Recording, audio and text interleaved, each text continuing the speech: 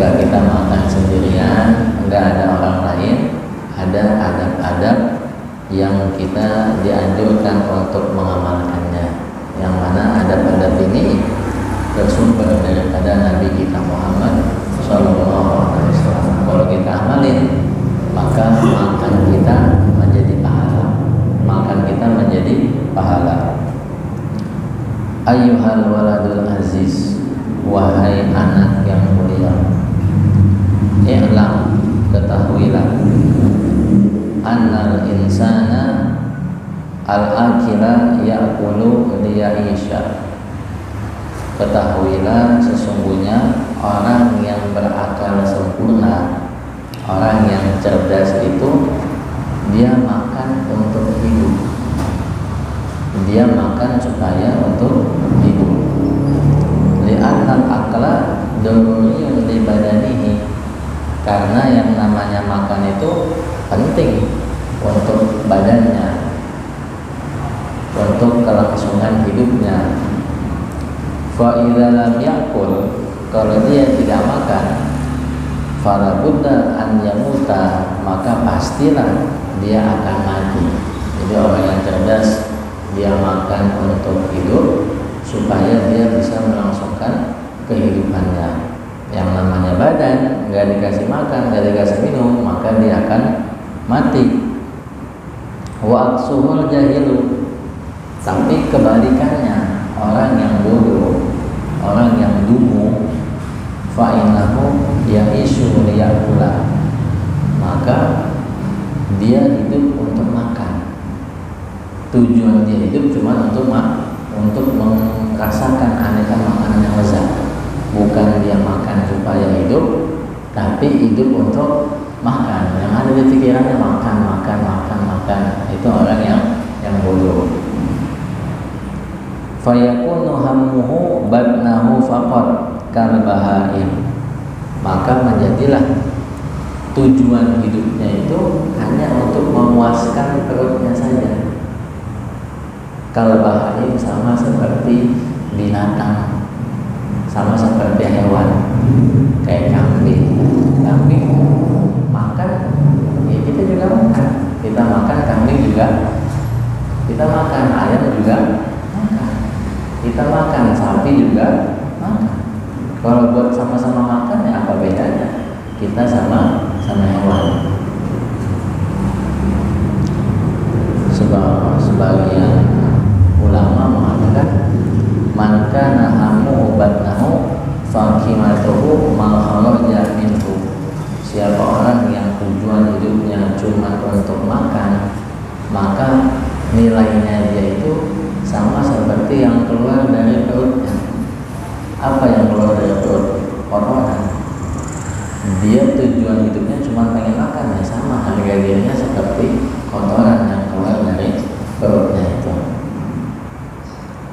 Fayalzamuka an tura'iyat tawassuta wa i'tidala fil akli, maka harus bagimu memperhatikan kesederhanaan di dalam makan. Artinya ente makan nggak berlebihan, ente juga nggak kekurangan makan, tengah-tengah. Sekira-kiranya nggak bahaya buat ente makan. Kalau ente nggak makan, ini bakalan bahaya. Kalau ente makan terus, ini bahaya, berlebihan, stop. Itu tengah-tengah.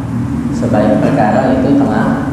Khairul umur awsatuha, kata Nabi. Sebaik-baik perkara adalah tengah-tengah, enggak berlebihan, enggak sama sekali. Kalau ente makan berlebihan, bahaya buat kesehatan.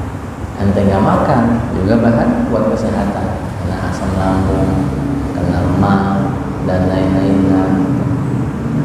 Imtithalan liqaulihi azza wa jalla, karena mengamalkan firman-Nya Allah. Kata Allah, wa kulu washrabu wa la tusrifu innahu la yuhibbul musrifin. Wa kulu, makanlah kalian hai hamba-hambaku, washrabu, minumlah kalian, wa la tusrifu, tapi jangan kalian berlebihan. Innahu la yuhibbul sesungguhnya dia Allah tidak menyukai orang yang berlebih-lebihan. Wa anta mana bi adabil akli, dan engkau harus mengamalkan adab-adab makan. Wahya yaitu antanwiya bihi taqawi, antanwiya bihi taqawiyah ala ta'at wal ibadah. Yang pertama nih adabnya, engkau niat dalam makanmu itu supaya bisa mendapatkan kekuatan untuk taat dan ibadah kepada Allah. Ya Allah, saya makan supaya nanti jadi tenaga sehingga saya bisa kuat ibadah taat kepada-Mu ya Allah. Itu niat kita makan. Litanana thawab dzalika, supaya engkau dapat pahala atas makanmu itu. Kalau ente niat seperti tadi, maka tiap butir nasi itu menjadi pahala. Tiap tetesan air yang ente minum, ente niatkan supaya kuat ibadah kepada Allah, jadi pahala. Berapa tetes, berapa butir nasi yang ente makan. Nah, belum lagi lauknya, tempenya berapa potong. Sayur asam misalnya, sambal goreng, ikan asin, itu semuanya bernilai pahala. Dalilnya mana? Waqad warada, sungguh telah datang riwayat hadisnya Nabi Muhammad, innamal a'malu binniyat wa innamal likulli imri'in ma nawa. Kata Nabi, sesungguhnya amal perbuatan itu tergantung niatnya, dan sesungguhnya setiap orang mendapatkan apa yang dia niatkan. Ente umpamanya pergi haji, niatnya cuma pengen dipanggil haji, maka balasan haji itu kan surga, ente nggak dapat. Pahalanya haji kan gede, ente nggak dapat, karena niatnya nggak benar. Sholat umpamanya, niatnya supaya pengen dipuji orang. Ahli sholat, kamu ahli sholat ya? Saya dipuji orang sholat, kamu orang sholat ya? Nggak dapat pahala sholat. Sholat itu kan menghapusin dosa, angkat derajat, memudahkan kita menyeberang jembatan sirah. Tapi niatnya nggak benar, karena pengen disanjung orang, dipuji orang. Ini kata Nabi, amal perbuatan tergantung niat. Baca Quran umpamanya, suaranya bagus-bagusin supaya dipuji, suaranya bagus, kamu ahli Quran. Gak dapat tuh pahalanya. Maka penting untuk kita memperbaiki niat sebelum beramal, supaya apa? Supaya amal kita menjadi pahala. Ngaji juga sama, ngaji supaya mendekatkan diri kita kepada Allah, untuk mengamalkan ilmu, mengharapkan pahala, baru ngajinya dapat pahala. Tuh. Ya, ente nikah, saya nikah niatnya pengen ngerasain yang namanya bersetubuh, enak katanya bersetubuh. Pahala nikah, ngikutin sunnah Nabi Muhammad yang begitu besar pahalanya, ente nggak dapat. Pasang niat yang baik. Saya niat nikah menjalani sunnahnya Nabi Muhammad, terhindar dari zina, supaya nanti saya punya istri, saya bisa ibadah bareng, sholat berjamaah, punya anak, menjadi penerus saya sujud kepada Allah. Maka nikahnya ente mendapatkan pahala. Ente ngasih makan istri ente tuh, yang menjadi kewajiban ente, setiap istri ente makan itu pahalanya tiap butir nasi. Dia minum, ente kasih minum tiap tetes. Anak ente, setiap hembusan pahala anak ente jadi pahala. Kalau ente niatkan, penting niat ini, ya. Nanti seorang hamba itu di hari kiamat dikasih buku catatannya, dia lihat, ya Allah, saya nggak pernah nih melakukan amal ini. Saya bangun di sini 1000 masjid, pahala haji tiap tahun di catatan saya belum pernah haji ya Allah, saya belum pernah bangun masjid, kok ada pahala ini di buku catatan saya. Iya hambaku, karena engkau niat di dalam hatimu, ya Allah, kalau tahun ini saya punya duit, saya pengen berangkat haji kayak hamba-hambamu yang lain. Engkau tiap tahun seperti itu, ada keinginan niat untuk haji, tapi engkau belum punya kemampuan, maka niatmu itulah yang menyebabkan engkau mendapatkan pahala haji tiap tahun. Engkau melihat masjid, ya Allah, masjid lagi dibangun, ya Allah, butuh bantuan. Kalau saya punya rezeki lebih, saya akan bangun ini masjid. Engkau tiap melihat masjid yang butuh bantuan, engkau selalu seperti itu. Inilah yang menyebabkan engkau dapat pahala bangun 1000 masjid. Dia nggak mampu melarat umpamanya, tapi keinginan baiknya, niat baiknya itu sama Allah dicampur. Seperti dia melakukan hal tersebut. Nah, ini kalau memang dia nggak mampu. Kalau mampu ya dia wajib mengamalkannya, nggak cukup niat doang. Ini dia nggak mampu tapi niat baik. Ente nih umpamanya, ya Allah, kalau saya jadi ke penegak hukum, saya berantas semua maksiat yang ada. Oh ya, harus saya tutup. Mana lagi? Mangga besar umpamanya, saya tutup, saya berantas umpamanya. Itu ente dapat tuh pahala nahi mungkar. Ente nggak mampu jadi pejabat, tapi pahala nahi mungkar ada. Ya Allah, kalau saya jadi ini ketua mushola, ketua masjid, saya bakalan memakmurkan masjid, menjadikan masjid tempat dakwahnya Nabi Muhammad SAW. Ente dapat tuh pahala. Gitu. Ya, kata Nabi, niatul mu'min khairun min amali. Niat seorang mukmin kadang-kadang lebih baik daripada amalnya. Karena kalau amal kita itu bisa dirusak. Umpamanya dia beramal nih sedekah, dia beramal sedekah, tapi biar dibilang dermawan, bisa dirusak.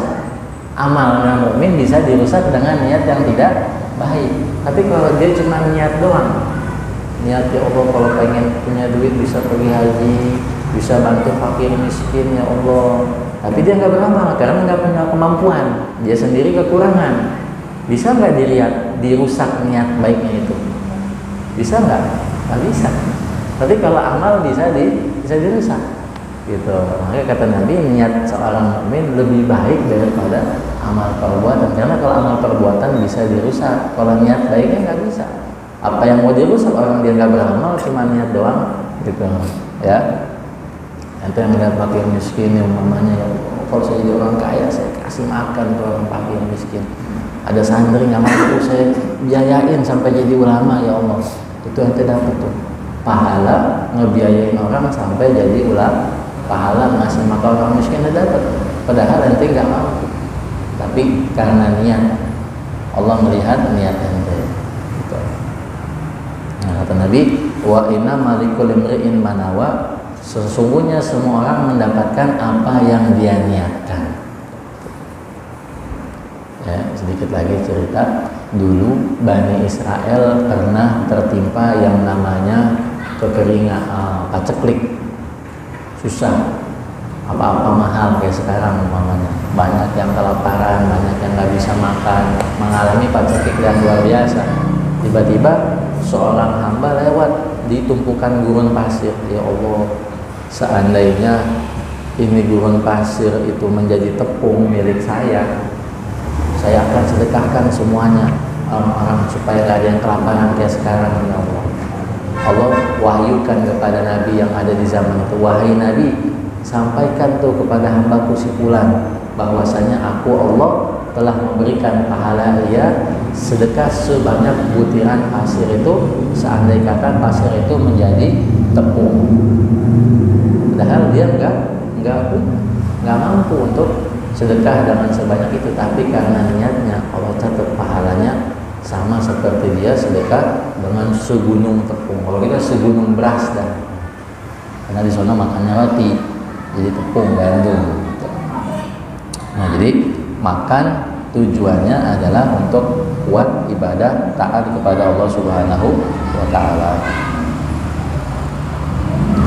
Wala taksida bihi mujarradat tana'um wa talazzus. Jangan ente makan hanya sekedar pengen merasakan nikmat, merasakan lezat. Enak nih sate kambing ini aja. Nah, jangan seperti itu, tapi niat untuk taat ibadah kepada Allah. Fatakula fi kulli waqtin. Kalau ente tujuannya pengen merasakan kenikmatan, ente bakalan makan setiap saat. Ya, sejam sekali makan. Nasi uduk, wah enak. lontong sayur aja, makan lagi lontong sayur. Waduh, suka acang tuh, waduh, si Padang loh.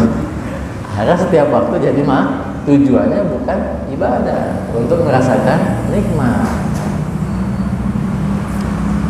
Aneka kuliner tahu dia, di sini ada makanannya, wah di sini ada taiti, boba segala macam, ada angkringan si Jidan nih. Hobi kulineran, akhirnya tuanya herbalan dia. Muda hobi kulineran, tuanya herbalan, penyakitan, segala macam dimakan. Makanan sekarang dihajar pewarnaannya lah, bumbu ini bumbu itu, akhirnya tuanya herbalan, banyak penyakitnya. Beda sama orang kampung, makan sayur-sayuran, singkong lagi, nggak pakai pewarna, nggak pakai bumbu macam-macam, sehingga sehat. 70 juga masih seger kan. Kalau sekarang 40, 50 udah payah, banyak sakit, banyak yang mati 40, 50. Biasanya kan kalau kita berobat ke dokter kan yang diomongin sama dokter, pola makan, jaga pola makan. Wa tudkhilat ta'am ala ta'am, dan engkau memasukkan makanan di atas makanan. Ini mulut masih ada makanan, masukin lagi. Sambal mana sambal?